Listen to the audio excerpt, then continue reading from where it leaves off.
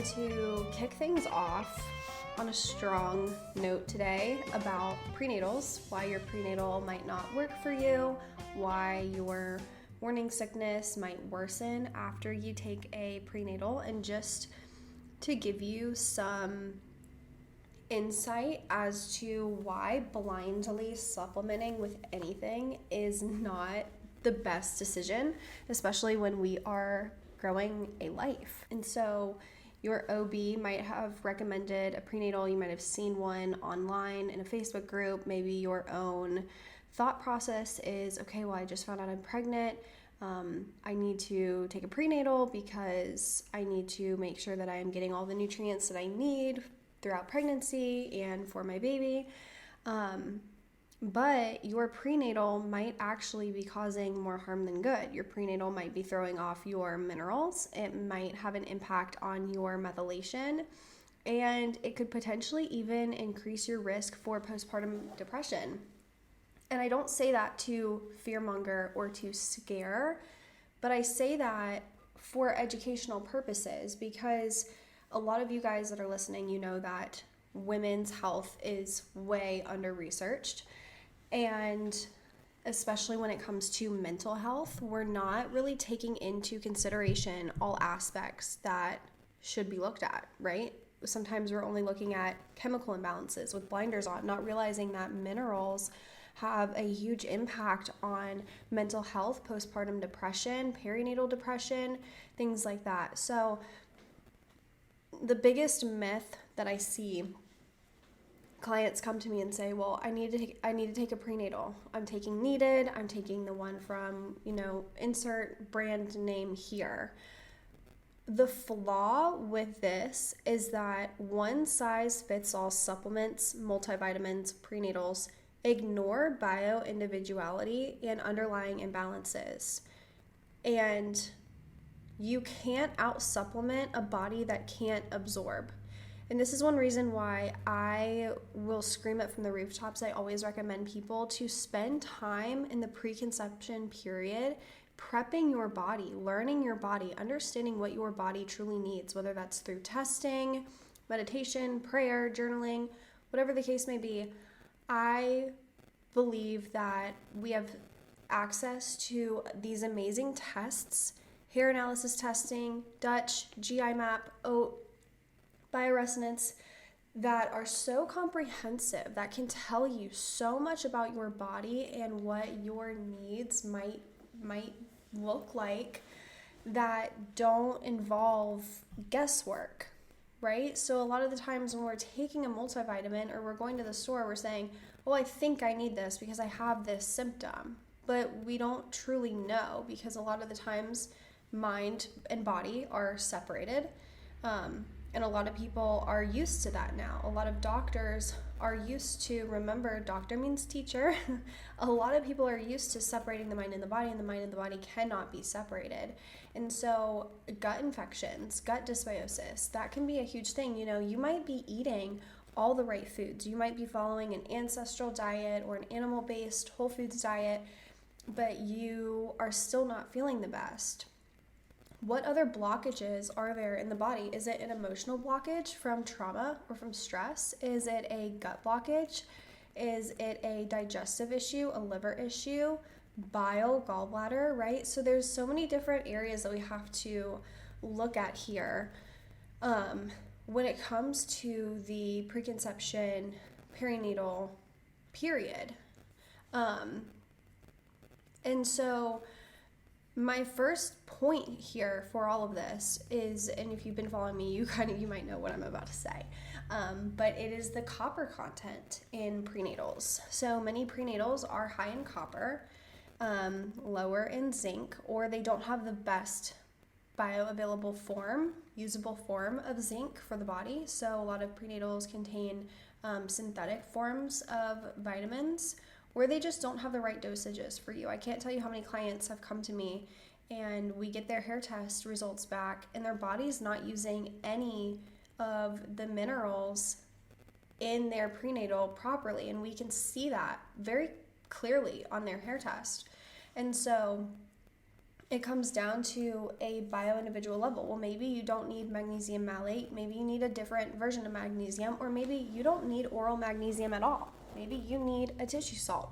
Maybe you need mag-phos. Maybe you need to soak your feet in magnesium oil, and maybe your body is the body that does better with magnesium oil versus an oral magnesium supplement. And so this is where testing really comes into play here, because it can give us, again, so much information about how your body is utilizing different minerals, macro minerals, trace minerals, metals that might be coming to play here as well. But if we have that copper and zinc imbalance, this is what's going to lead to anger outbursts, anxiety, depression, short fuse, mood swings, very overly emotional. And this is because copper is a very feminine mineral, right? Copper is related to estrogen, zinc is related to progesterone and testosterone in both men and women. The issue is that a lot of women's bodies have a hard time using copper and keeping it in motion properly. And so this looks like adrenal fatigue. This looks like a lack of electrolytes. And we know that copper is rising throughout pregnancy, right? As estrogen rises throughout pregnancy, which is normal, copper is going to rise with it. A lot of people are also blindly doing beef liver and organ supplements, which are very high in copper as well. And a lot of women do not need that excess copper because, again, their body doesn't know what to do with it. Their body is taking it in, but it's not utilizing it properly because of other mineral imbalances, adrenal fatigue, gut dysbiosis, liver, gallbladder, bile, the whole 9 yards. And so it's just getting stored. And when that copper gets stored is when symptoms start to arise. And so your body might not be telling it to you immediately, but it is eventually, and that's going to be your body's way of communicating when symptoms start to arise. And I do want to also point out here, while we're on the topic of copper, lots of people are kind of going crazy on social media right now because Bill Gates's appeal, however you say it, just got approved by the FDA. And so a lot of people are, organic food is not safe. Organic food has never been safe. Organic food has never been safe. And if you've been following me for a couple of years now, you know that I've talked about this before. Copper sulfate is very commonly sprayed on organic crops. There have been a couple of studies, which I've linked on my Instagram stories, but I can link in the show notes below. There have been a couple of studies on the impact of copper sulfate on our crops and even on insects.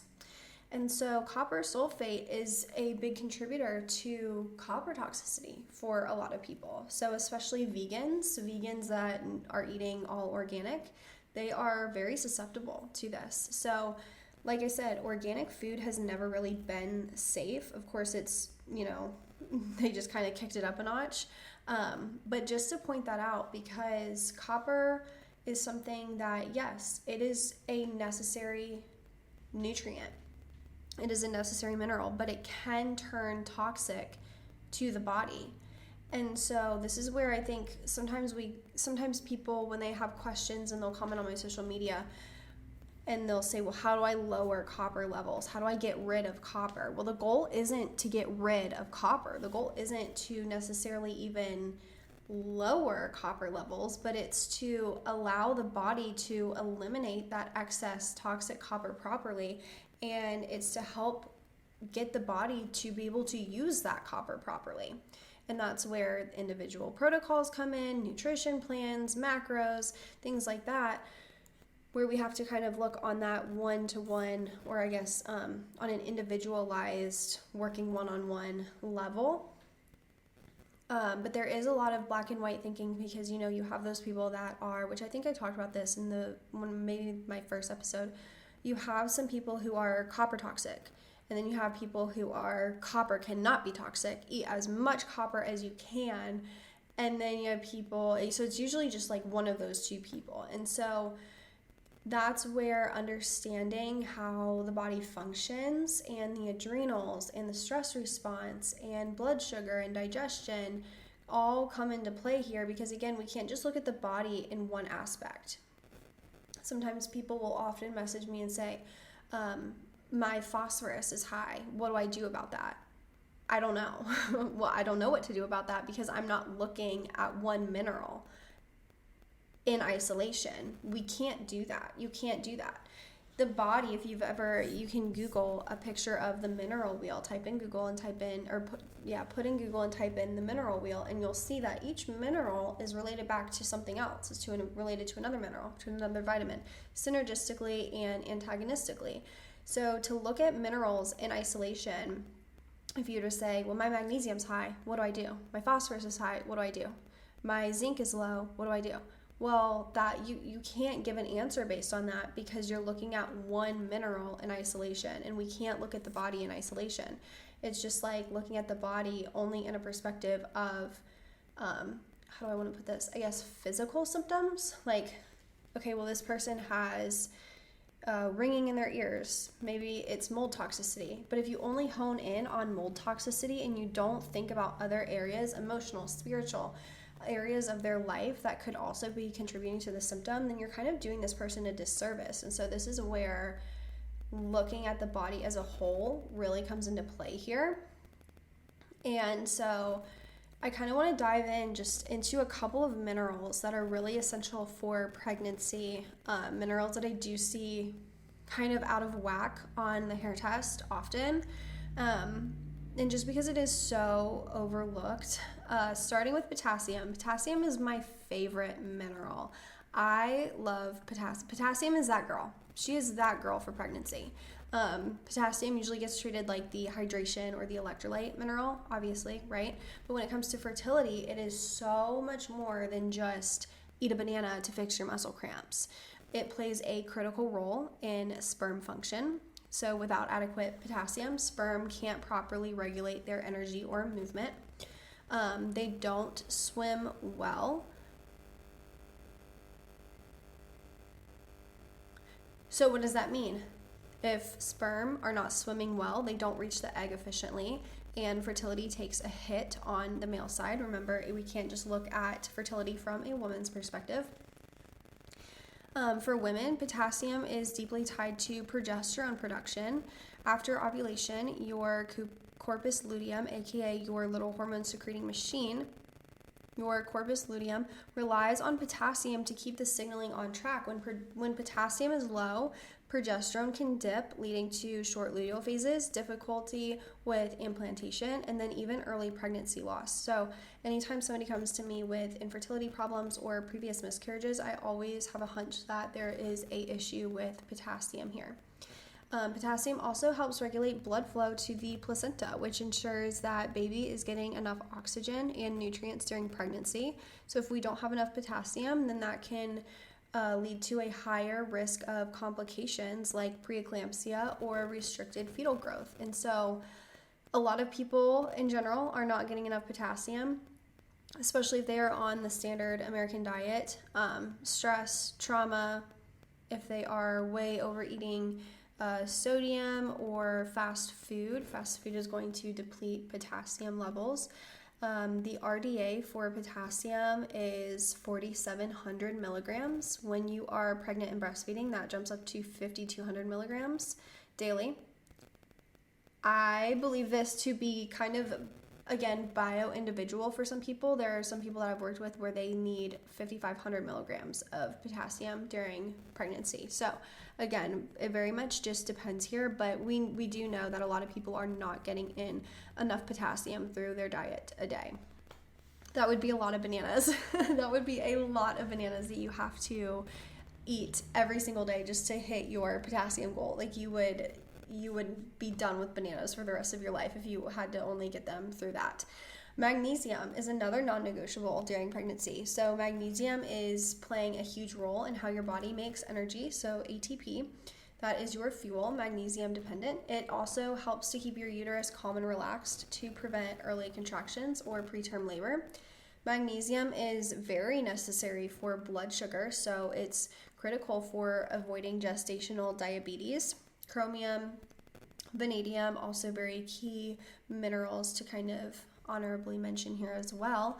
Supports vascular tone, which impacts blood pressure and can help reduce the risk of preeclampsia. So if you are not getting enough in early pregnancy, that can be linked to higher rates of miscarriage, placental calcification, and restricted fetal growth. And then I do want to touch on zinc. So zinc is another big one here.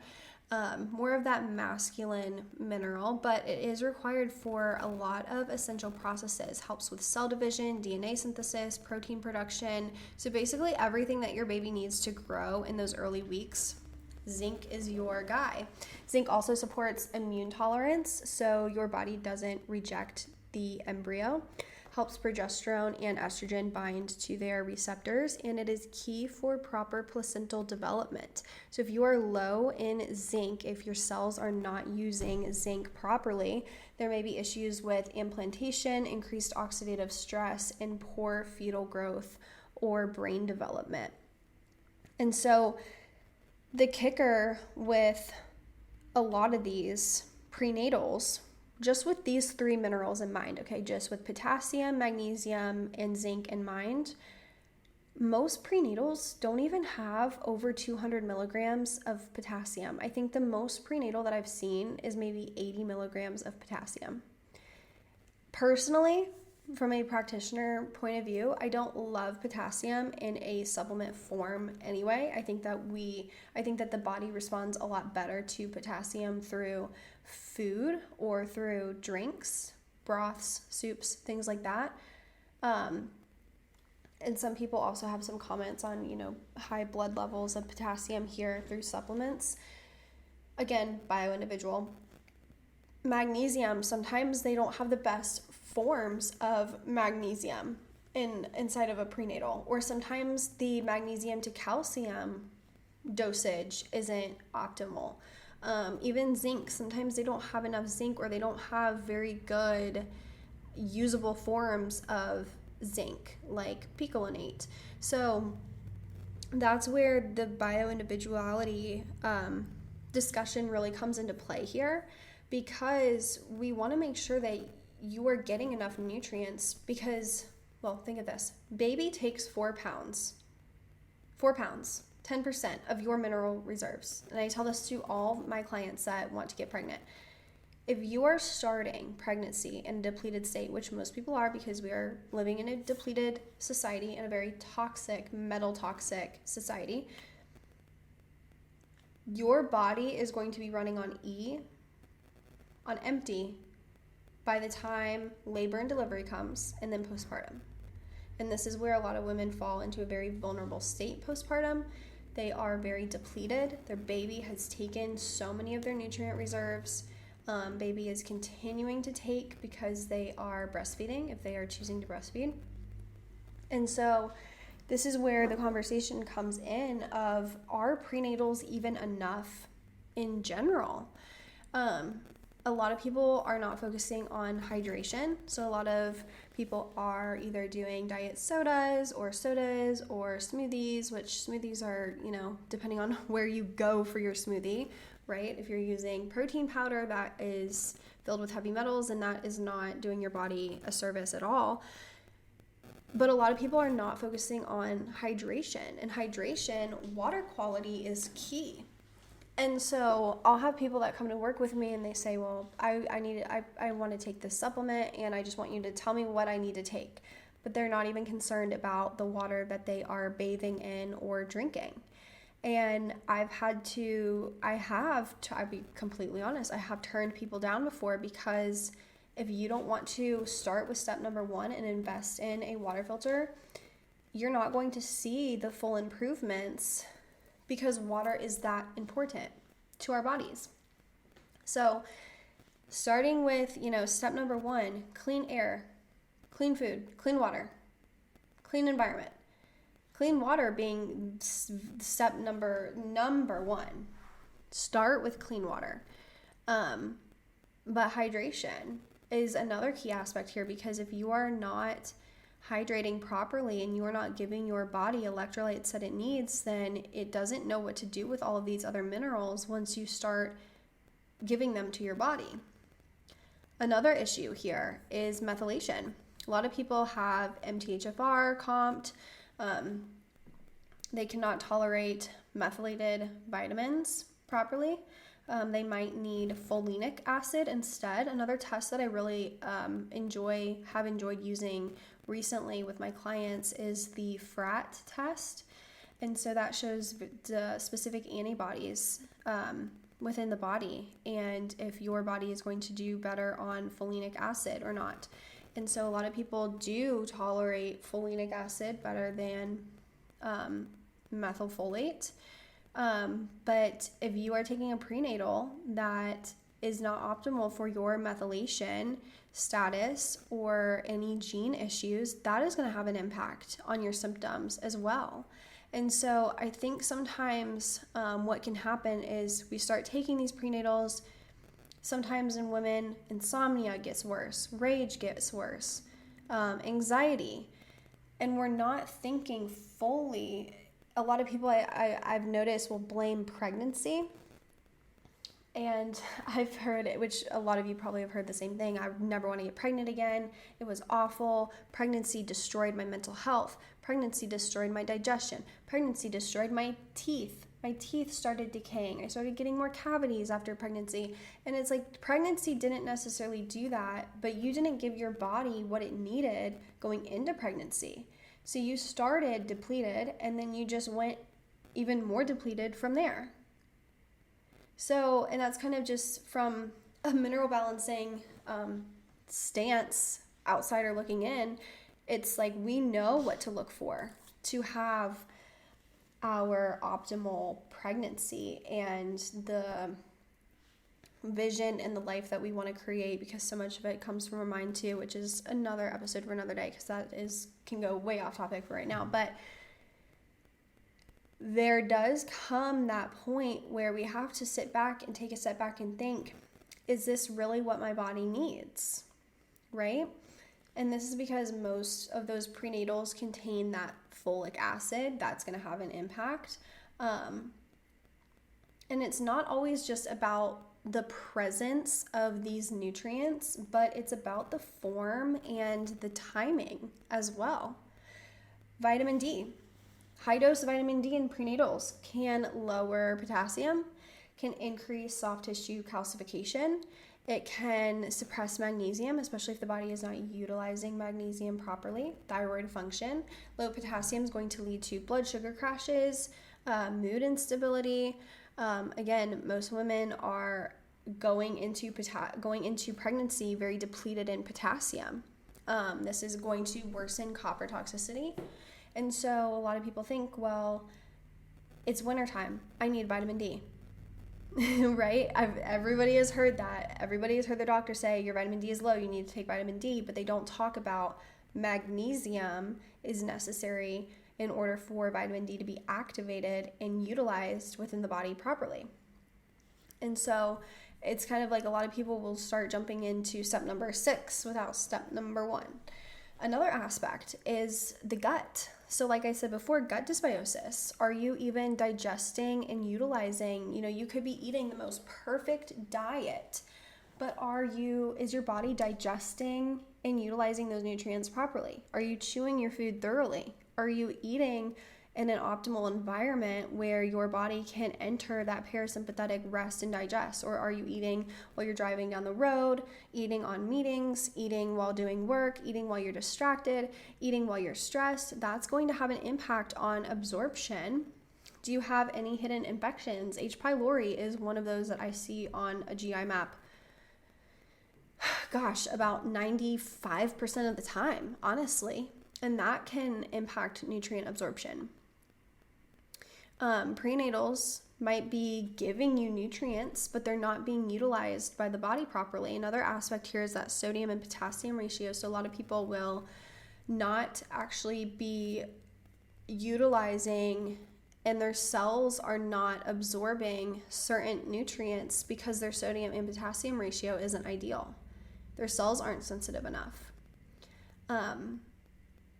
And one last thing, because we are a faith-based business, there's a spiritual aspect as well. More is not always better. Are you using discernment when purchasing your prenatal and taking your prenatal? And if you are blindly consuming supplements without discernment, you might be bypassing what the body is truly asking for. I've had a handful of clients this month where we've been on phone calls and they've told me, I just didn't feel right taking beef liver. I just didn't feel right taking this prenatal. I just didn't feel right taking methylfolate. Something just didn't sit right in me. And I feel like there's something deeper going on that is causing my body to reject whatever, or not get over the symptom, or whatever the case may be. And that is discernment coming in. That is discernment coming to the surface and telling you, you're intuitively tapping into your primal instincts like our ancestors did. Think back. And bringing awareness to something that your body knows might not serve you. And a lot of times what I'm seeing more recently is, and I've said it at the beginning of this episode as well, the detachment from the mind and body. The mind and body can never be detached. The government, society, doctors, even some holistic practitioners try really hard to detach the mind and the body. And this is also why I kind of say that practitioners it's so important that you have discernment around who you are working with also. Because they will leave an imprint on your nervous system and just how you are, your overall vitality. They're your guide, essentially, and something that I always tell my clients is use me as a guide, use me as a reference. I'm here to help you. I'm here to support you. I'm here to give recommendations. I'm here to read and interpret your results and tell you what you need. But at the end of the day, your mineral patterns can change daily. And it was actually my mentor, Dr. Rick Malter, that told me this. Be intuitive and learn your body's cues on what you need and what you don't need. And when you've been working on mineral balancing for enough time, you'll kind of know what I'm saying here. There's some days where I feel like I need 1,000 milligrams of calcium that day and maybe 550 milligrams of mag. And then there's some other days where I feel like I only need 500 milligrams of calcium, 250 milligrams of magnesium. There's some days where I can feel that my body needs more B6 than 2 days ago. Women, cyclically speaking, you're going to need different nutrients and different dosages of those nutrients throughout your cycles as well. And I actually recently just talked about this on my Instagram, and I have it saved in my highlight male versus female, and I do intend to add more to that highlight. And this is absolutely no hate to the men who are in mineral balancing, male practitioners at all. But similar that I can't necessarily look at a man and say, I know exactly what you're going through because I am a woman. A man can't look at a woman and say, I know exactly what you're going through because they are not a woman. They have not gone through the 4 phases of their cycles. They've not gone through pregnancy, through childbirth, through postpartum. They've experienced that in different ways. Now, I will say they experience it in different ways, and that conversation I do think is severely lacking. I don't think there's enough conversation for men, for a community of men around that conversation in that topic. But a lot of men, from what I've been seeing in this space lately, are looking at women's bodies through a male lens. They're not looking at a woman's body through a female lens. And so they're giving recommendations from a male's point of view, which can be really helpful. They have really insightful things to say and some notes on their hair test, but they're not looking at mineral patterns through a female point of view. And so this is where a lot of discernment comes into with practitioners too, because like I said, just like Dr. Malter had told me what he does, you have different nutrient needs every single day. If you are going through periods of stress, or if something just happened with your family, or whatever the case may be, your body requires different things. And so I've had some people come to me whose practitioners tell them, I have to follow this. I can't change my dosage. I have to follow it strict to a T, but sometimes my body rejects it. Like sometimes they throw up after taking a certain supplement. And it's like, yes, your body is literally rejecting that because it either doesn't need it, or it doesn't need that strong of a dosage of it, or that's not the step that you need to be taking right now. Your body is literally trying to expel something. It's trying to tell you and communicate with you that something is off, something is not right. And so I think that's where a lot of the masculine versus feminine really, really, really comes into play here, because females by nature are more fluid, we're more flowy, we are supposed to be more go with the flow, have babies, and tend to the babies and not be on this rigid schedule, because babies are not on rigid schedules, right? So men are the ones who typically do better waking up at a very specific time of day, doing a morning routine, the same morning routine. Sometimes almost, I know so many men who thrive on those routines down to the minute, every single day. And if they get off the routine, they are completely off for the whole day. Men thrive on that. Now, women also can thrive on a routine as well, but it might not be down to the second or the minute of the day. It might be down to whatever feels right for her in that moment, because of her cycle, because of whatever phase she's in, and how she's overall feeling. Men operate on 24-hour hormonal cycles. Women operate on 26, 35-day hormonal cycles. And so following really rigid protocols like that don't work for women. It's something that I've noticed throughout my couple of years of doing this now. It doesn't work for women. Women do better being more fluid and allowing the feminine to come in. And also women that, from what I've noticed, that tend to go to male practitioners first, they almost become very hyper masculine in their own state, because again, that energetic imprint from your practitioner is going onto your nervous system. And then they finally get to a point. I've had a couple of women, and honestly, the transformation is so incredible to watch, because it's like you're watching this woman just kind of almost go through like a rebirth, like a new spiritual awakening, and she's just kind of like, her vitality is coming to life again, right? And this is absolutely not me knocking male mineral balancing practitioners at all. It's just to note the female and male gender differences here.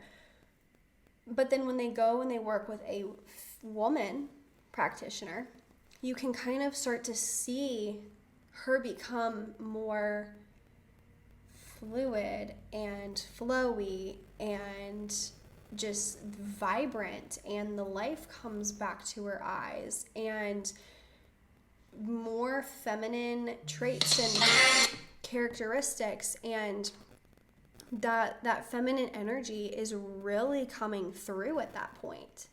And that's something that men don't necessarily always tap into. And that's something that is just a key difference between men and women.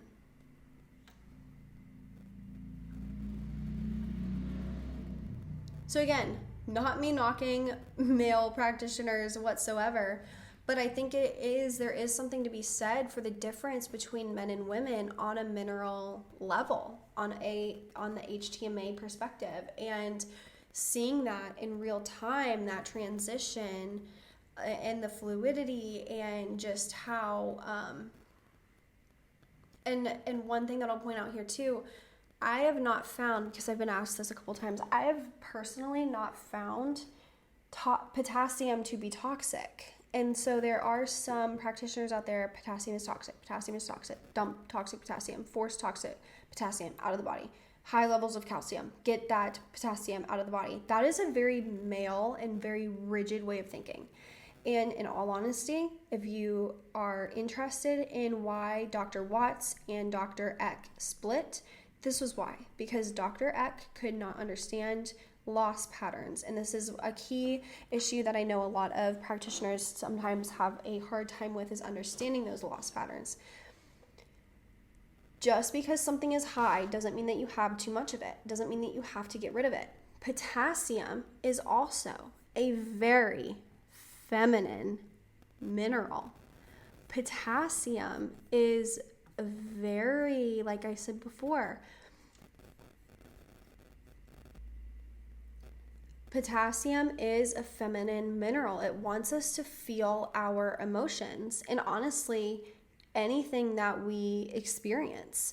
Sodium, we know that sodium potassium ratio, right? Sodium is more of that masculine. It's a go, go, go, go, go, that action, that drive, that get things done. Whereas potassium wants us to sit back, feel the experiences, feel everything that life is offering you. Set boundaries. Setting boundaries is important here. Potassium helps regulate fluid balance in the body. So it mirrors the feminine energy of flow, receptivity, adaptability, supports cellular hydration, menstrual balance, emotional fluidity. The feminine thrives in safety and nourishment. We know that, right?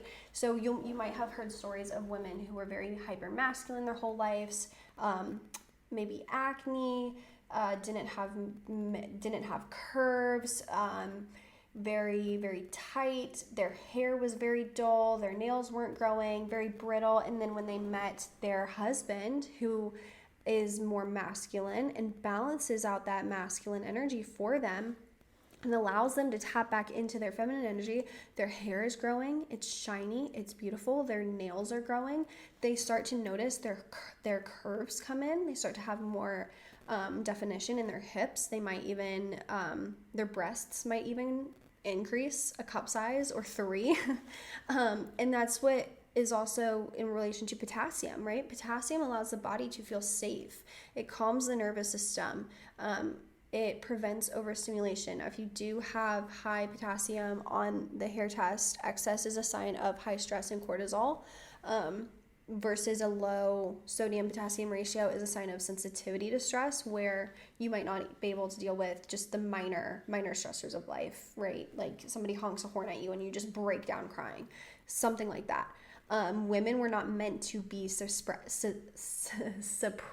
Women were meant to be expressive. And that's where a lot of the issues come in modern society, as modern society is telling us that we are filthy because we have our periods. We are filthy that we very over-sexualizing women to make young teenagers feel bad about their bodies. Potassium brings the body back to a parasympathetic rest and digest state, which we know is essential for hormone production and fertility. If you are not safe, you cannot conceive. And this kind of goes back to that prenatal statement. If you are not in a safe nervous system, if your body does not feel safe, you will not get pregnant. Potassium-rich foods come from the earth. Root vegetables, bananas, squash, avocado. These are nourishing. These are grounding. They're ancestral. If you eat them in the same light that you are living in, bonus points. It is the mineral of women who nurture others, and they have to learn to be receiving and grounding. Potassium supports progesterone production, as we know, proper electrical signaling in the ovaries and the uterus. Without it, women can experience short luteal phases, miscarriages, irregular cycles, mood swings.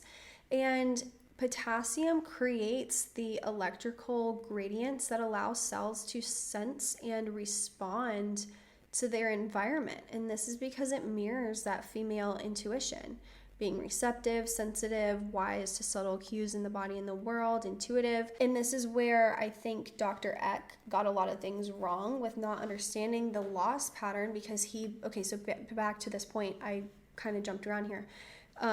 Dr. Eck essentially caused his own death because he was constantly trying to lower potassium with very high amounts of calcium and other antagonist nutrients. And so this is why sometimes I'll see sometimes men will be posting toxic potassium, get that potassium out of that girl's body. And it's like, no, this is a sign to a deeper issue.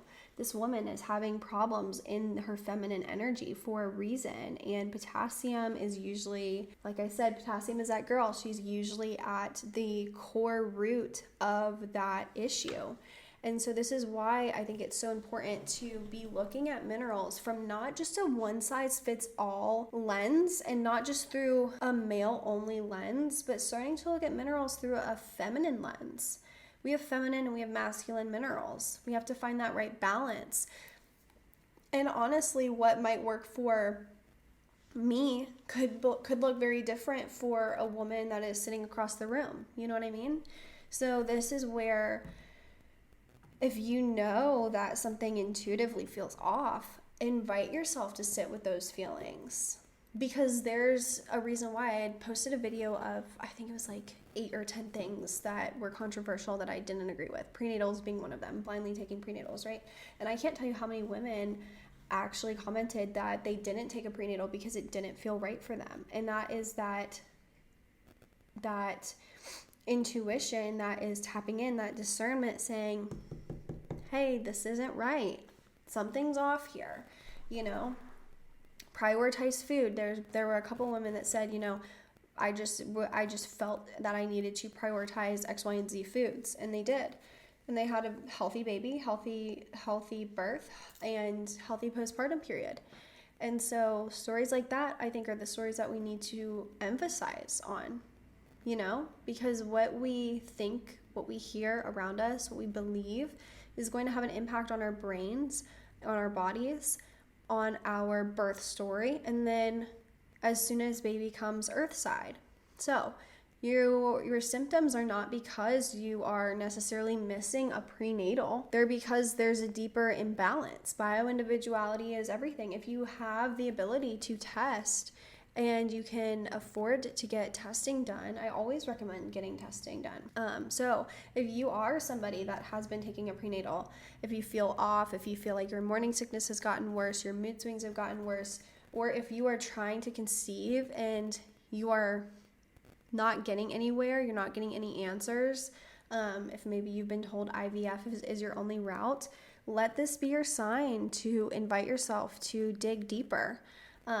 I will link the ways that you can work with me in the show notes, either to book an HTMA, testing, postpartum support, perinatal support, or an initial consultation. But yeah, I hope that this kind of gave you some maybe discernment around blindly taking supplements and to really allow your body and invite your body to just, and your mind to sit back and kind of just take in what's going on around you and allow for that discernment and invite Jesus into your healing journey, because I swear we can do all the things. You can drink a gallon of water a day. You can work out 7 days a week. You can take all the supplements you want. But if you are not praying over your food, if you are not praying, if you're not inviting Jesus into your life, that is a missing piece for a lot of people, is the spirituality aspect, because we kind of get into this ego dominant state, which can be that elevated sodium ratio. We can kind of get into this ego dominant state and thinking that we can do it all on our own. All we have to do is just Google. All we have to do is put our faith in a practitioner, and we don't have to look at God for healing as well. Jesus healed a lot of people. Jesus healed a lot of people on his time here on earth and in the spirit. And so that's where I think a lot of people kind of are missing the mark. And it can be easy to get in our head, and we have access to Google and Facebook groups and all these things at our fingertips. But sometimes we neglect our Creator, who has the ability to change our life in a split second. So I also would invite you to reflect on that area of your life as well. Journal, pray about it, get outside, support your light hygiene, all of the things. If you enjoyed this episode, let me know. Let me know if you have any questions. I always tell people, don't be a stranger. Like, please reach out to me. If you have a question, send me an email, send me a DM, send me a text, or call my business number. And we can have a conversation about some of these things. And if there are topics that I have not discussed, but you want me to discuss, or that I have not gone, maybe super in depth about, let me know as well, because I always want to make sure that I am giving you guys content that you want to hear that would be helpful in your daily